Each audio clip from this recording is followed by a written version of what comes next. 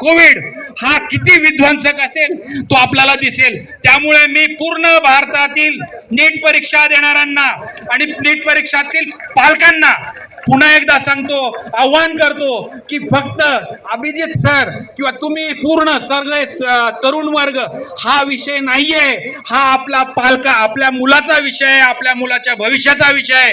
तुम्ही सुद्धा आता जेवढे आंदोलन पुढच्या 4-8 दिवसामध्ये होणार आहेत त्यासाठी त्या ठिकाणी उपस्थित राहावं आणि लाखोंच्या संख्येने नाही तर करोडोंच्या संख्येने उपस्थित राहावं हे मी आव्हान करतो. आणि एक पालक म्हणून मी आपल्या सगळ्यांचे आभार व्यक्त करतो की तुम्ही तरुण वर्ग ह्या विषयाकडे इतक्या गांभीर्याने घेत आहात आणि आज आपलं शिक्षण सगळं सोडून आज इथे आलात.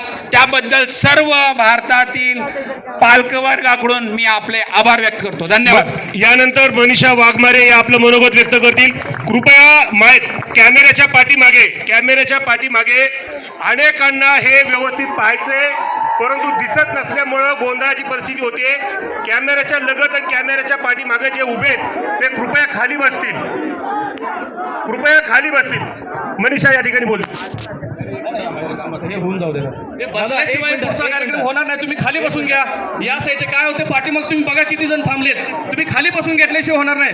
निवांत मांडी घालून बसा. आता ऊनही कमी झाले, उन्हाचा तडकाही नाहीये, आता ऊनही लागणार नाहीये. तुम्ही खाली बसा. उजव्या हाताचे इकडचे ऊन कमी झाले आता. दादा खाली बसून घ्या. इथून साईडचे तुम्ही खाली बसून घेतल्याशिवाय होणार नाही पुढचं काही. तुम्ही खाली बसून घ्या. मीडियाच्या पाठीमागचे इकडचे राईट लेफ्ट साईडचे खाली बसल्याशिवाय कार्यक्रम होणार नाही पुढचा. खाली बसा. मीडियाच्या पाठीमागचे इकडचे लेफ्ट साईडचे खाली बसा. काय आपल्या या आंदोलनासाठी बरीच जनता आलेली आहे आणि अजून येते. हे जोपर्यंत तुम्ही खाली बसत नाही त्यापर्यंत पाठीमागच्या लोकांना कळणार नाहीये. त्याच्यावर तुम्ही इकडचे लेफ्टचे खाली बसून घ्या. एक मिनिट. मीडियाच्या पाठीमागे मित्रांनो